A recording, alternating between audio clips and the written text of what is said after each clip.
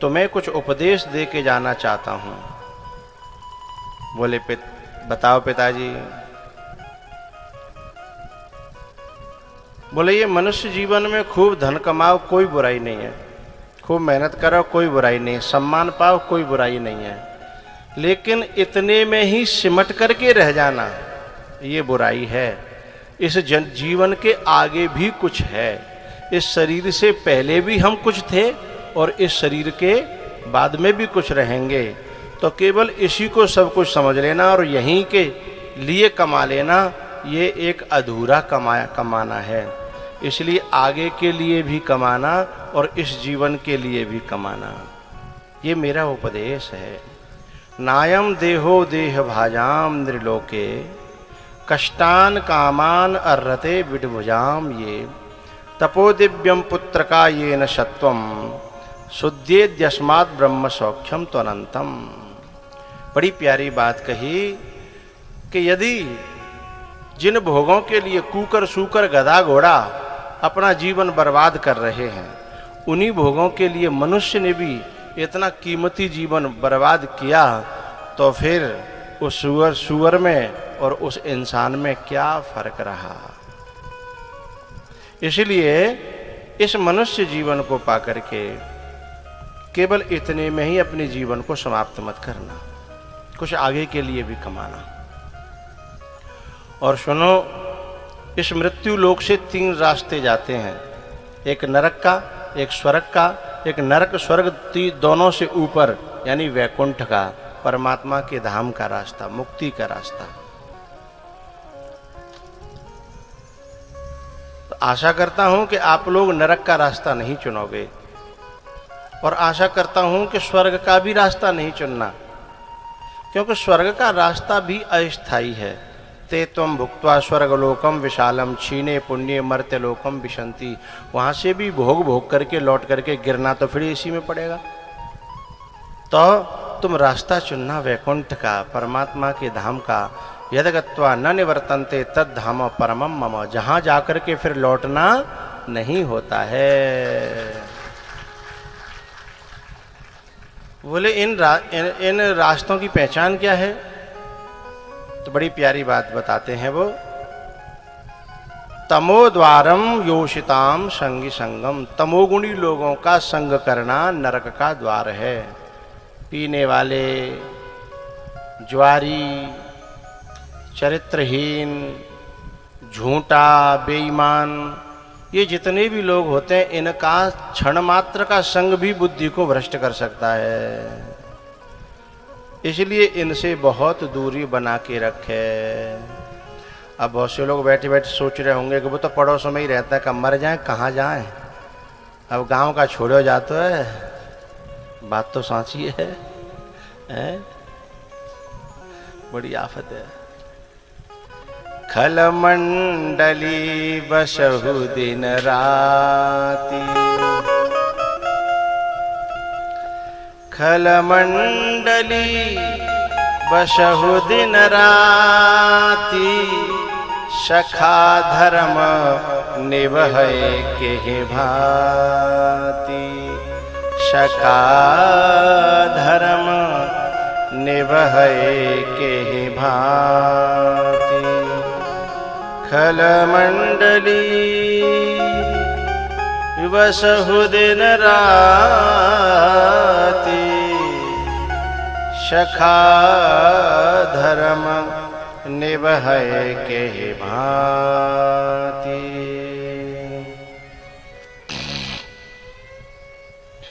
भैयाओ,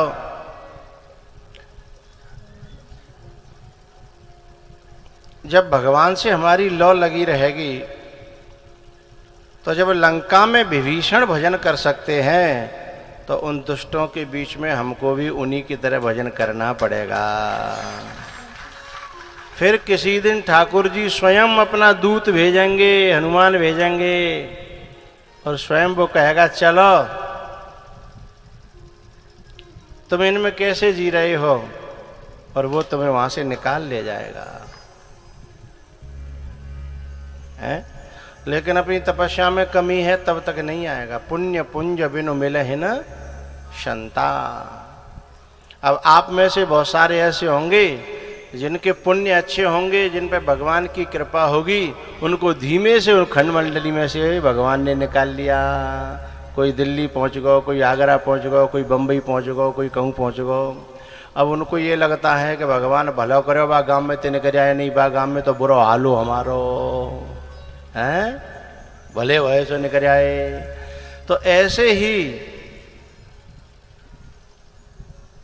वो पंक्ति है ना, करते रहोगे भजन धीरे धीरे, करते रहोगे में रह करके निकलने के लिए भगवान से प्रार्थना जब करते रहेंगे हैं, तो भगवान कौन कऊ बहाने थे, कौन कऊ बहाने थे विनमय थे निकाल लेगा हमें।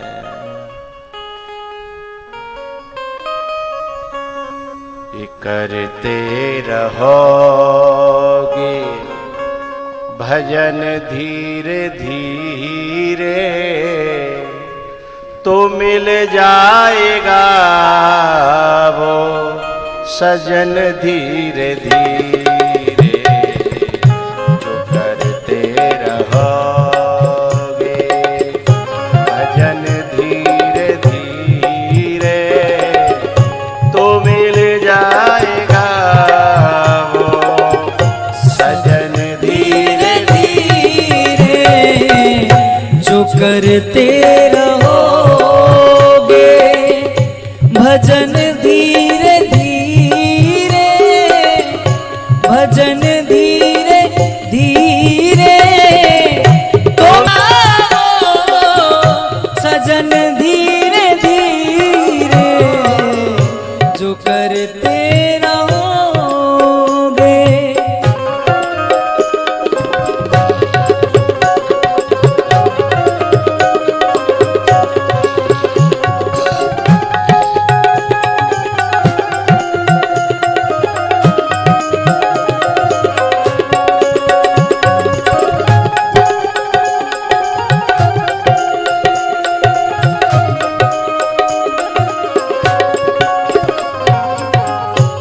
अगर उनसे मिलने की दिल में तमन्ना, अगर प्रभु से मिलने की दिल में तमन्ना, उनसे मिलने की है दिल में मन्ना, है दिल में तमन्ना।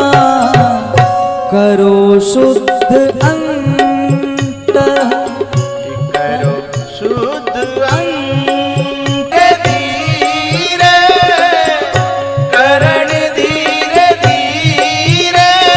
वो तो मिल जाएगा वो सजन धीरे धीरे। जो करते रहोगे भजन धीरे।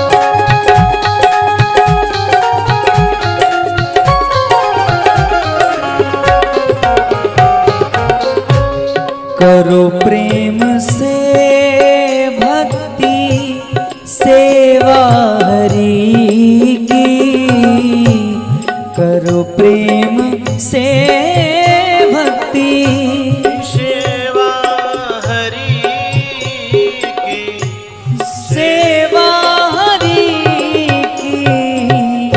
जो करते रहोगे भजन धीरे धीरे, भजन धीरे धीरे।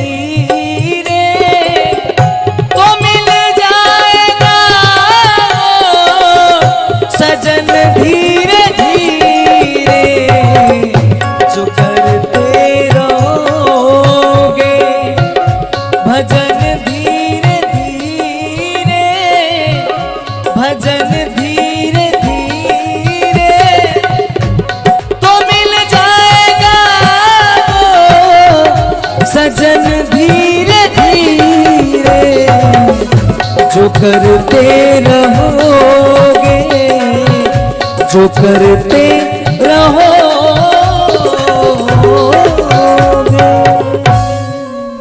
भजन धीरे धीरे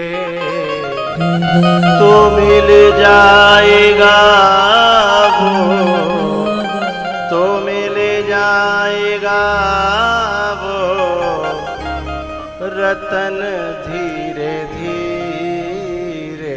पामा पामा रे गा नी रे सा, जो करते रहोगे। ना ना भजन धीरे धीरे रे गा तो मिल जाएगा वो पामा पामा रे गा सजन धीरे धीरे। सानी पामा सा नी रे गा रे नी रे सा। खल मंडली बसहु दिन राती, सखा धर्म निभै के भांति।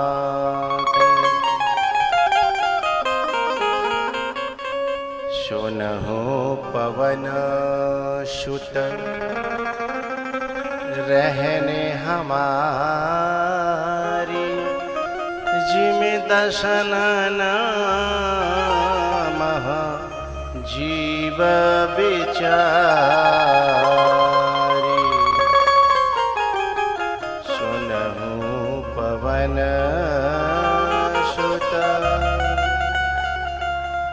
रहने हमारे, जिम दशनन महा जीव विचार।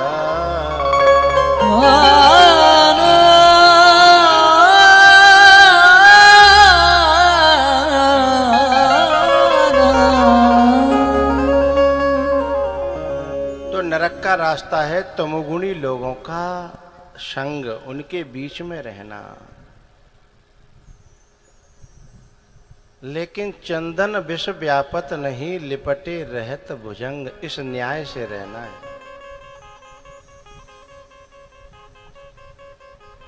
बोले दूसरा रास्ता, ये तो नरक का रास्ता हो गया। यदि उनके बीच में रहेंगे तो उनका असर आएगा। और वे तो वैसे लोग होते हैं कि आ बर्द मोय मार, आ बर्द मोय मार। तो दूसरा रास्ता है स्वर्ग का, यानी धर्मात्माओं का संग करना। जो लोग दूसरों की सेवा करते हैं, पूजा पाठ करते हैं, बड़े बड़े धर्म के कामों में तन मन धन से शामिल होते हैं, उनका स्वर्ग का रास्ता है।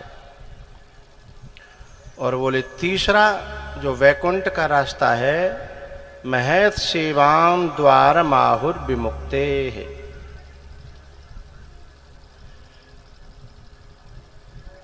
महत सेवाम यानी महापुरुषों की सेवा, संतों की, गुरुओं की, बुद्ध पुरुषों की जो सेवा है, मुक्ति द्वारम आहुः, मुक्ति का द्वार कही जाती है।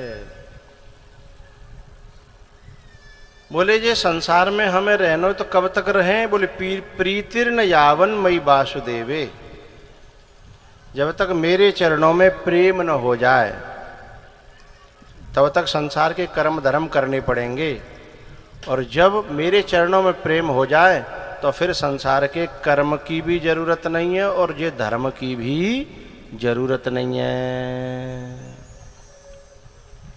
इस प्रकार से उपदेश दे करके ऋषभदेव जी महाराज गए हैं जंगल, और उन्होंने जो है परम विरक्तों में अपना नाम दर्ज कराया। इनके जो बेटे थे भरत जी महाराज, उन्होंने भी कुछ दिन राज्य किया, फिर उन्होंने भी अपने बेटों को राज्य दे दिया और वे जंगल चले गए। लेकिन ऋषभदेव जी में और भरत जी में बड़ा अंतर था। ऋषभदेव जी ने घर में ही इतना सत्संग किया था कि कहीं कोई उलझन आए तो निकलना कैसे है। लेकिन भरत जी महाराज ने सत्संग नहीं किया था, सीधे तपस्या करने बैठ गए। जैसे कोई आदमी ने ड्राइवरी बिल्कुल सीखी नहीं और सीधो बैठ गया ट्रक पे, रोड पे, तो खुद तो मरेगा, सो मरेगा ही है, 10-20 अन्य लेके और मरेगा। तो ऐसे ही साधना के मार्ग में बिना सत्संग किए यदि कोई तपस्या करने बैठ जाए तो फिर मामला गड़बड़ हो जाएगा। इसलिए वो एक हिरण के बच्चे में उलझ गए, दया का रूप बना करके ममता घुस गई, हिरण के बच्चे में ममता हो गई। अब आए थे भजन करने पर वो बच्चा पाल लो, अब बच्चा की चिंता, तो अब भजन करके माला टांग जाओ करें और बाकी बात जाए खुरपिया लेके घास खोदवे बालक के लें। कौन से बालक के लें? हिरण को, जो छोटा सा बालक हो है।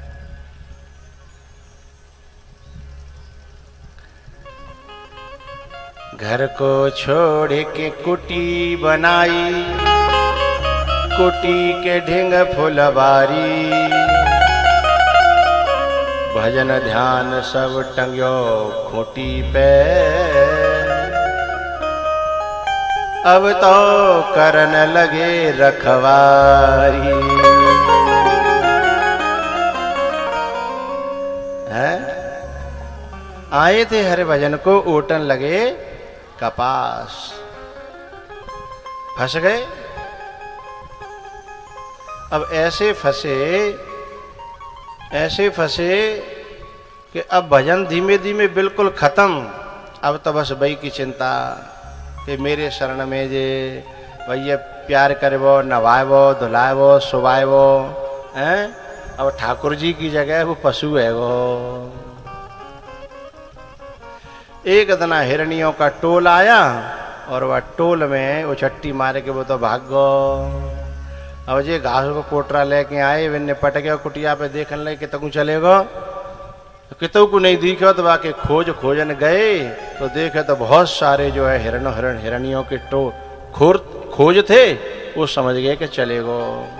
अच्छा वो जो समझ रहे हो कि मैं जा में फंसो, जब 2 पावन के आदमी के चक्कर में फंसे हूँ, मेरो जो है खानदान और कुनबा और बिरादरी के लोग तो वहां छट्टी मार रहे हैं और मैं जा में फंसे हूँ।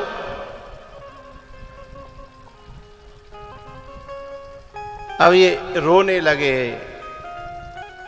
कि मेरे संग ऐसे बैठता था, ऐसे उठता था, ऐसे खाता था, मेरे साथ सोता था। रोते रोते रोते रोते मरना पड़ा, इतनी आसक्ति हो गई। वो भरत जी महाराज मर गए उसकी आसक्ति में। तो वो जो बच्चा पाला था ना, तो तुम में थे तो ना कहो ने पाल रखे हो कोई बच्चा, सबने पाल राखी है। बेन ने 4 पाँव को पाल राखियो और हम 2 पावन के पाल रहे हैं।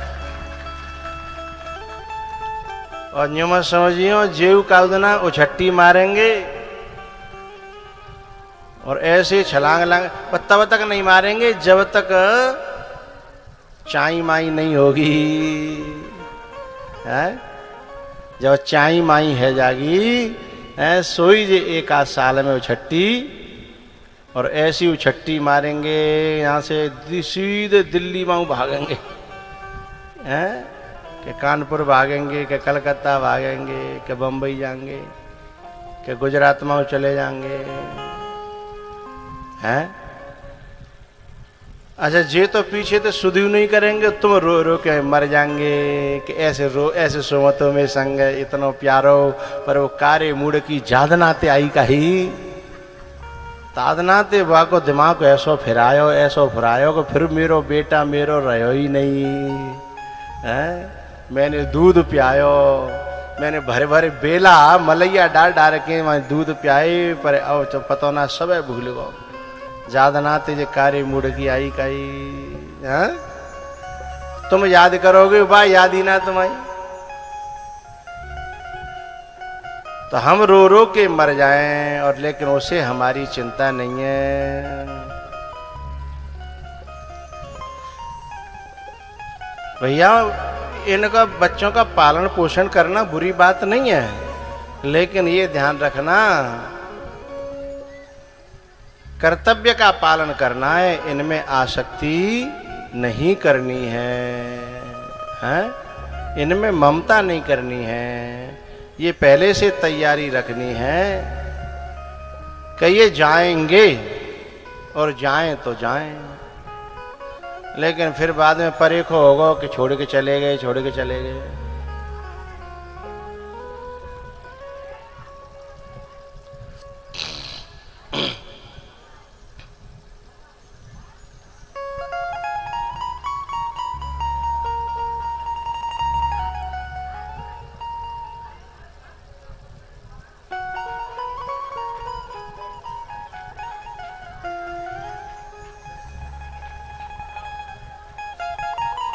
लंच में बुला लो करो। सुनो एरी मैया,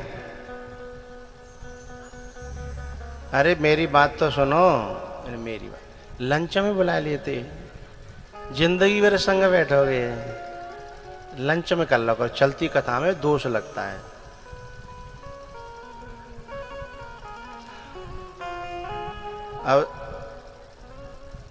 अब जाको पाप कौन पर है कथा में जो विघ्न करे का है ना। देखो पहले कोई आगे बैठ जाए ठीक है, फिर लंच में करो जो कुछ उतल पुतल करनी है।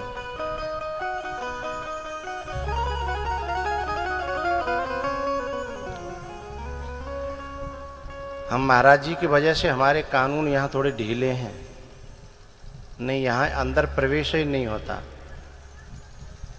तो उसका फायदा मत उठाओ।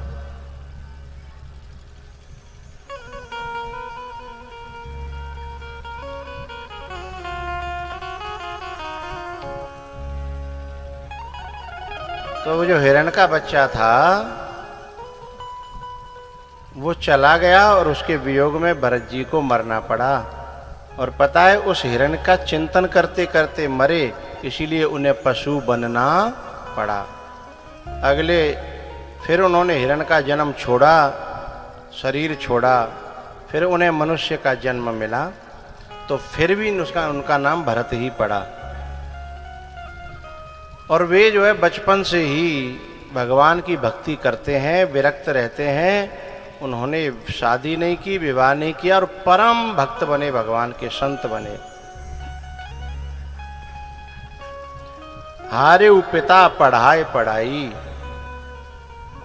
पिता पढ़ा पढ़ा करके परेशान हो गए, लेकिन उन्होंने पढ़ाई नहीं की। उन्हें पता था कि मुझे भगवान को पाना है।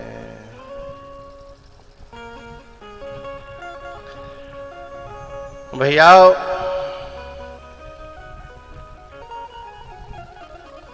उन्होंने जो है राजा रहुगण को उपदेश दिया है कि रहुगण तत्तपसा नयाति नच्चिज्जया निर्वपणाद् गृहाद्वा नक्षन्दसा नैव जलाग्निसूर्यैर् विना महत्पादरजोऽभिषेकम् विना महत्पादरजोऽभिषेकम्।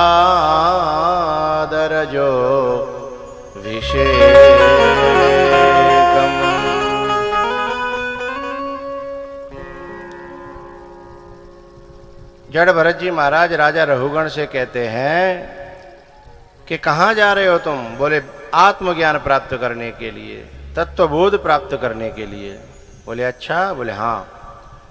तो तुमको पता है कि बोले न तो वो तप से मिलता है, न तपसा, न यज्ञ से मिलता है, न इज्जया, निर्वपणाद गृहाद वा, न तो वो जंगल में जाने से, न घर में रहने से, और न कोई बहुत बड़े कुआं बावरी खुदवाने से,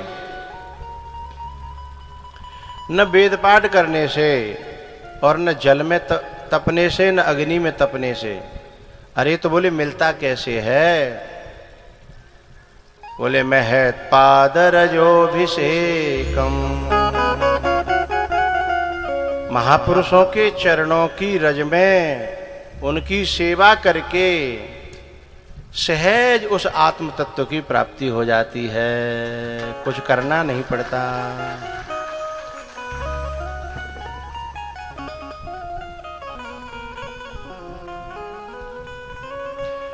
कोई हलवाई के नीचे हेलपरी में रहे, हेलपरी में हलवाई के नीचे, तो भाई अलग ते सीख भी जाना पड़ेगा। जब हलवाई के संग रहेगो तो अपने आप ही साग बनाएबो, पूरी बनाएबो, जलेबी बनाएबो, रसगुल्ला बनाएबो, सीख ही जाएगो, है ना। तो ऐसे ही मुक्त महापुरुषों के नीचे रहेगा तो मुक्ति के साधनों को स्वयं सीख जाएगा, उसे कहीं बाहर कुछ करने धरने की जरूरत नहीं है।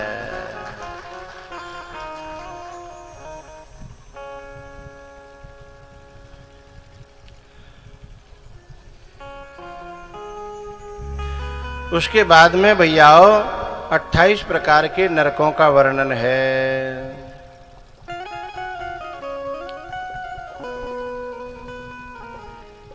और पहले हम नरकों का वर्णन करते थे, फिर हमने नरकों का वर्णन करना कम कर दिया। क्यों कर दिया कि आजकल कोई नरक में जाता ही नहीं है। हमने आज तक काऊ को कार्ड में ना पड़ी कि हमारे पिताजी का नरकवास हो गया, सब स्वर्ग में जा रहे हैं। जमुना जी के टीले काट काट के जिनने अपने खेत बनाए ले, बिनु की औलाद लिख रही है कि हमारे पिताजी का स्वर्गवास हो गया। और जाने कहो कि मेड़ नहीं छोड़ी, खेत नहीं छोड़े, टीले नहीं छोड़े। अब बताओ बेऊ स्वर्ग में जाएंगे तो नरक में का जी महात्मा जाएंगे भाई। वह नरक में तो फिर तारो लगा दो, गाँव को जाएगो। फिर जब ऐसे मेड़ काटा, दगरे काटा, टीले काटा, ये सब स्वर्ग में जा रहे हैं। अरे जाके बाप ने कोई ब्रांड नहीं छोड़ी पिए बिना, अंग्रेजी देसी जन काका है, जन काका पी और खाए और वो मरे तो बाको छोरा लिख रहा हो कि हमारे पिताजी का स्वर्गवास हो गया है, तेरो बाप स्वर्ग में जाएगो है। तो फिर भैया नरक काय को खोल रखे भाई, बंद करो। एक लड़का के बाप मरे, माँ ने लिखी मेरे पिताजी का स्वर्गवास हो गया। मैंने बातें पूछी, मैंने कि क्यों रे ते बापे तू जानतो और मैं जानतू, तेने स्वर्ग क्यों लिखी है? बोले नरक लिखी हूँ, शर्म आ रही बाबा, करूँ का। मैंने कि तेरो बाप इतना नालायक है तो कि जो दगरो हो तो दगरो खेत घर में गांव में, तो जो खरंजा हो तो का है बाय काट के तो दीवार लगाई, अपनी चौतरी बनाई, फिर चौतरी बाप खरंजा पे लगाई, फिर जो गेट हो तो का बामते सीढ़ी जो है बीच खरंजा पे उतार दई। आधो दगरो घेर लो। विक्रमपुर में तो ऐसा ना हो तो खैर, और हो तो मुझे पता ना, मैं तो सीधो आतू सीधो जातू, है ना। तो जो अपने घर की सीढ़ी है बीच दगरे में उतार रहे कहाँ है, रास्ता की 1 इंच भी जगह जो लेता है उसे घोर नरक का सामना करना पड़ता है। वो यूं न समझा कि मैंने डगरो घेर लो तो मैंने कोई अच्छा काम कर लो। रास्ता को स्वच्छ बनाना, चौड़ा करना, बढ़िया साफ सुथरा रखना, इससे पुण्य बनता है, लोगों की दुआएं मिलती हैं। और रास्ता को घेरना, रास्ता को गंदा करना, रास्ता को काटना, इससे लोगों की बद्दुआएं मिलती हैं, उन व्यक्तियों को नरक में जाना पड़ता है। अब देख लियो विक्रमपुरम के, अपने आप समझ लियो। आओ हाँ, अब यहाँ बैठे बैठे सोच रहे होंगे फलाने को जो सीढ़ी हतकाएं वो उतर रही है रास्ता में, हैं? तो बा 1 फुट जगह घेरवे थे, फायदा कुछ नहीं हो जाता, लेकिन लोगों के दिमाग में उसकी औकात समझ में आती है कि कितनी ओछी बुद्धि का है आदमी। समझ रहे हो? आदमी कितनी ओछी बुद्धि का है, और ओछापन उसका नरक का कारण बनता है। इसलिए मेड़ को कभी न काटे, दगरे कबू न काटे, रास्ता कबू खराब न करे। यदि हमने रास्ता में गंदगी फैलाई और बापे का संत महात्मा को पांव पर्यो तो बा को पाप कौन भोगेगो? हैं। इसलिए पहले बड़े बूढ़े कभी लवशंका यानी टॉयलेट भी जाते थे तो रास्ता से बहुत दूर हटके हैं किनारे पे, जिससे किसी का पांव न पड़ जाए, क्योंकि किसी भक्त का किसी संत का। अरे सबरी तो झाड़ू लगाती थी हैं, रोजाना फूल बिछाती थी। भगवान जब आएंगे तब आएंगे, लेकिन संत निकलते हैं, भक्त निकलते हैं, न जाने कौन को पांव पड़ जाए हैं, न जाने।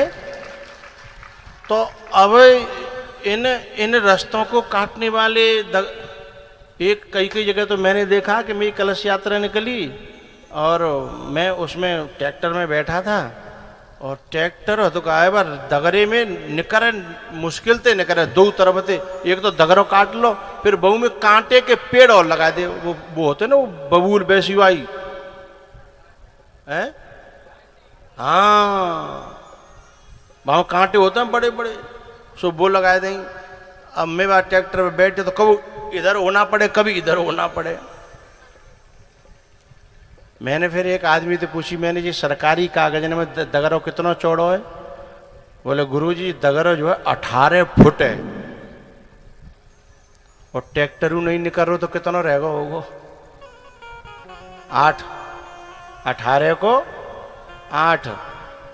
अब बिन को जो जिन्ने जो काट के वो 8 करे का है, अब भी स्वर्ग को जाएंगे? अरे 7 जन्म में हुए स्वर्ग को नहीं जा सकते ही भाई, मानसिकता गलत हो गई ना।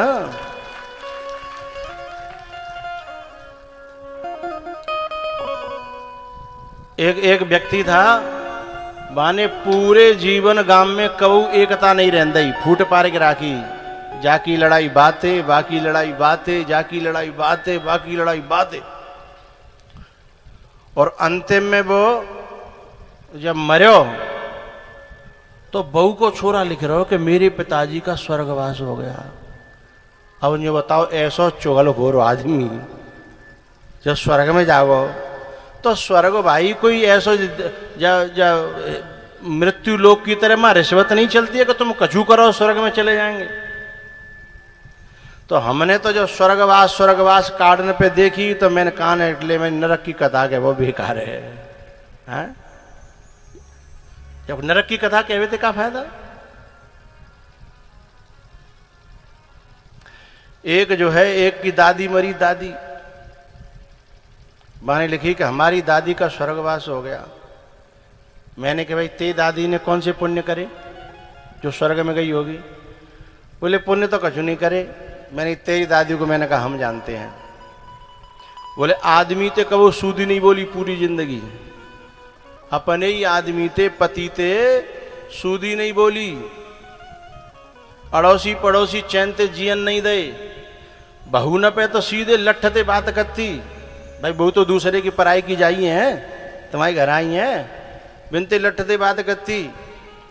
पति ते सही नहीं बोली, अड़ोसी पड़ोसी जियन नहीं दे, चुगली कर करके पूरे गांव में फूट पार के राखी। और मैंने तू लिख रहा होगा तेरी डोकरी का स्वर्गवास हो गया है?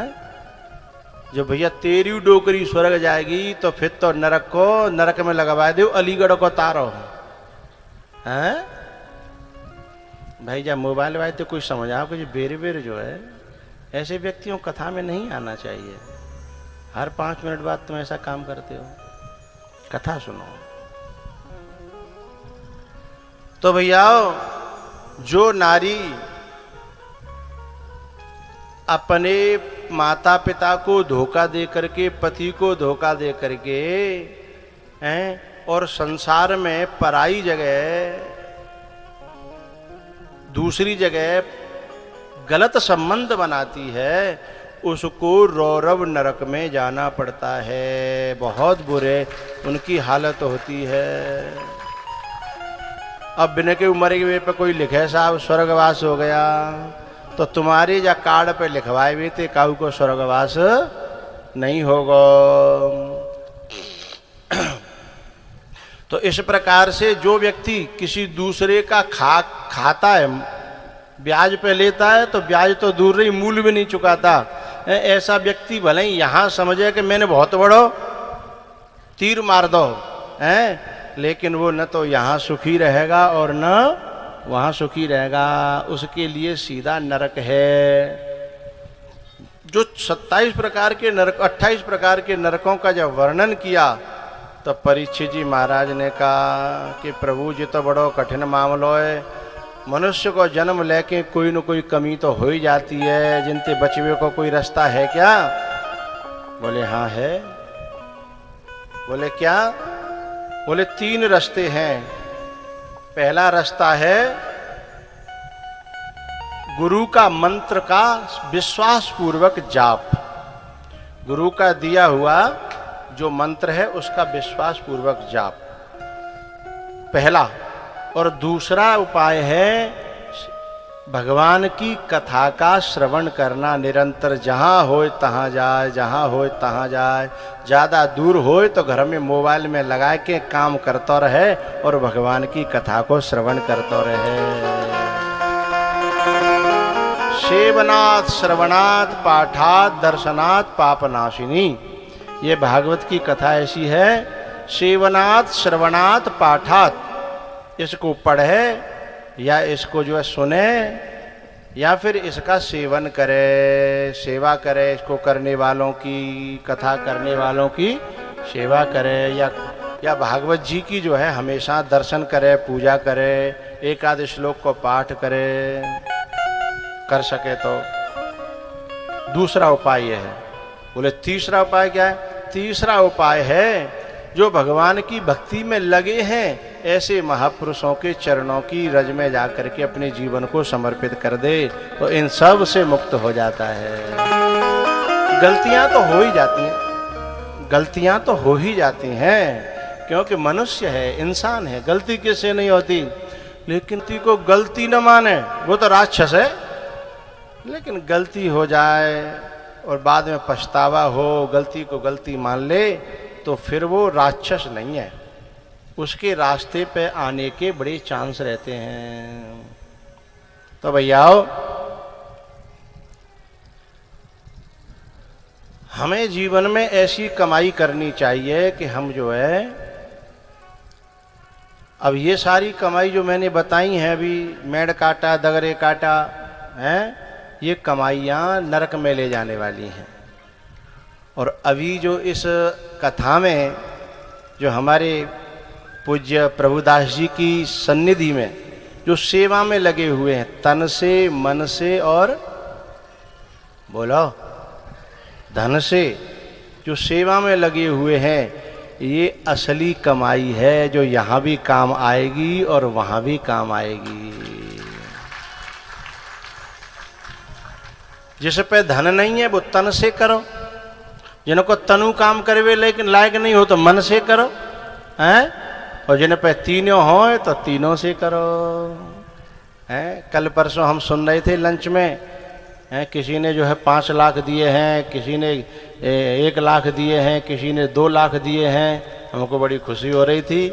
मैंने कहा भगवान की कृपा है कि भगवान ने इनका धन, गुरु की कृपा है कि गुरु ने इनका धन स्वीकार किया है, ये भी कृपा की बात है।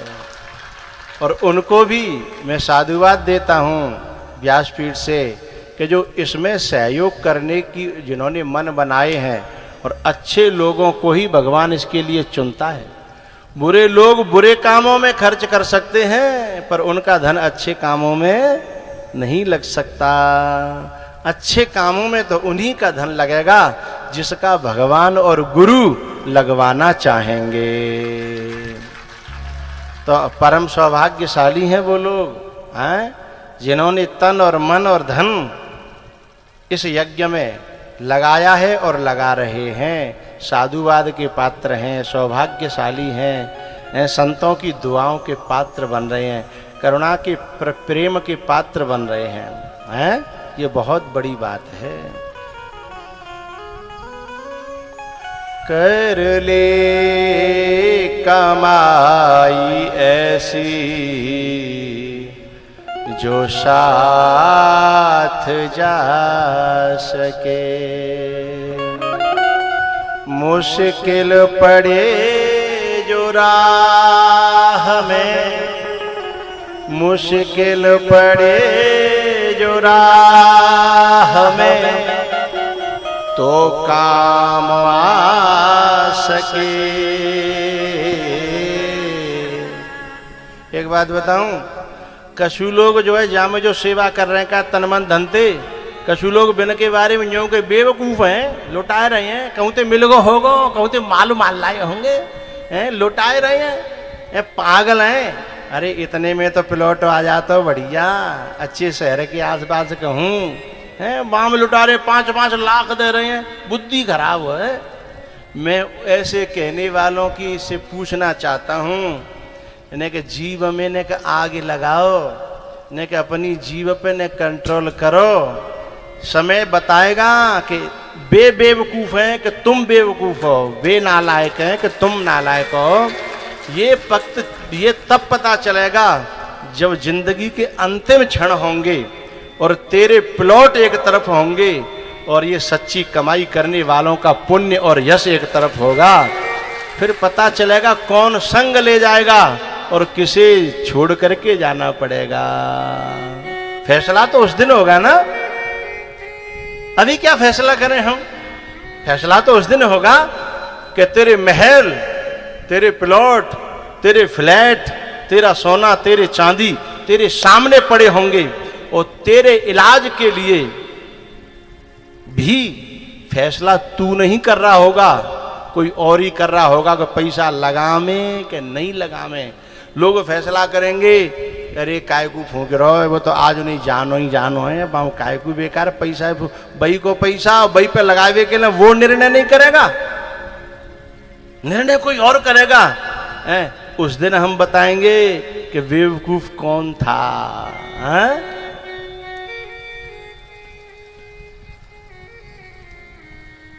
उनकी नजर में ये किया हुआ खर्चा वेस्ट है, वेस्ट है ये, और वहां जो लगा रहे हैं उनका वो समझ रहे हैं कि वो इन्वेस्ट है। लेकिन मैं कहना चाहता हूं जब अंतिम क्षण आएगा तो वो वेस्ट हो जाएगा और ये इन्वेस्ट हो जाएगा।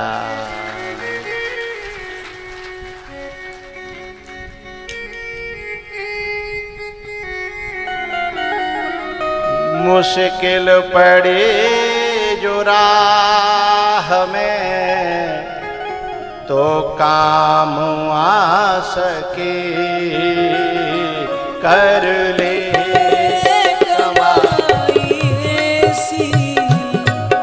जो साथ जा सके।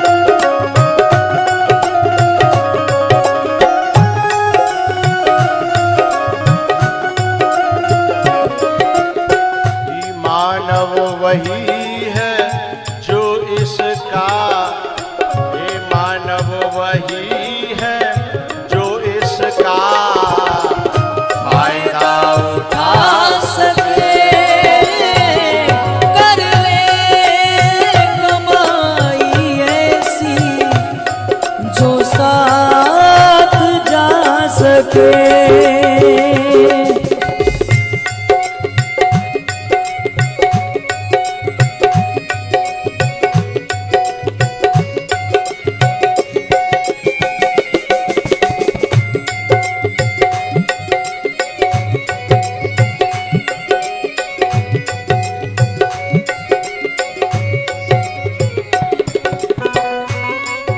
दुनिया में हमें आता कोई साथी नजर नहीं।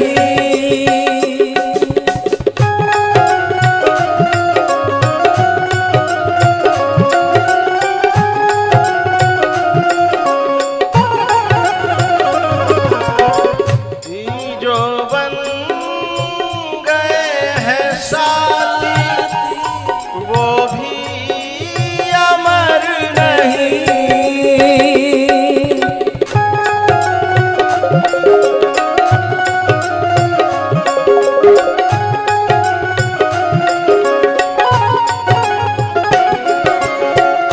गुरु को बनाओ साथी, धर्म को बनाओ साथी, जो साथ जा सके कर ले कमाई ऐसी जो साथ जा सके।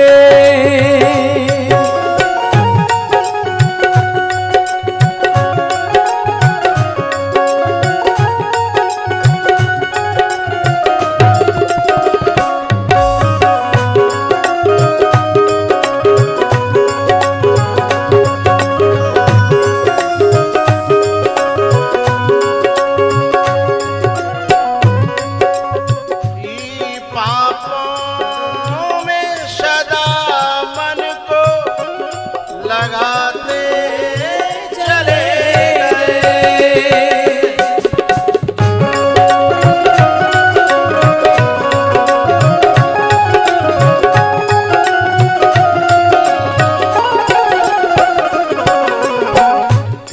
पापों का बोझ सर पर बढ़ाते चले गए।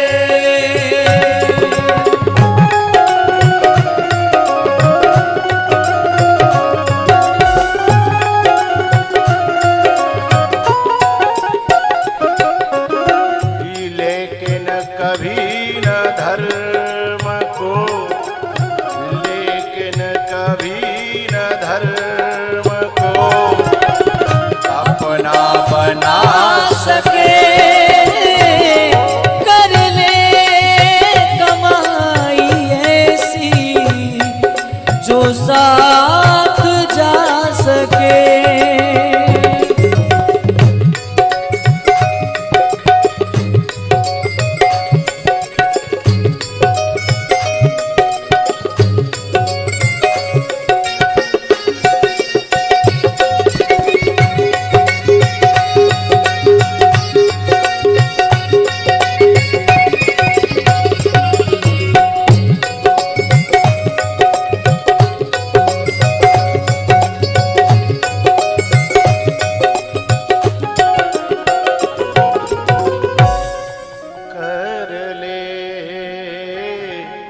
कमाई ऐसी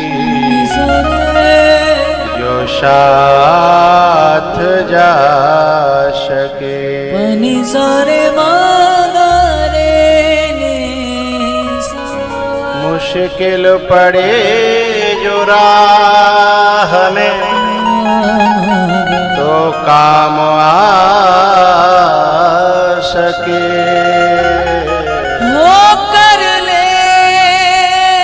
कमाई ऐसी जो साथ जा सके।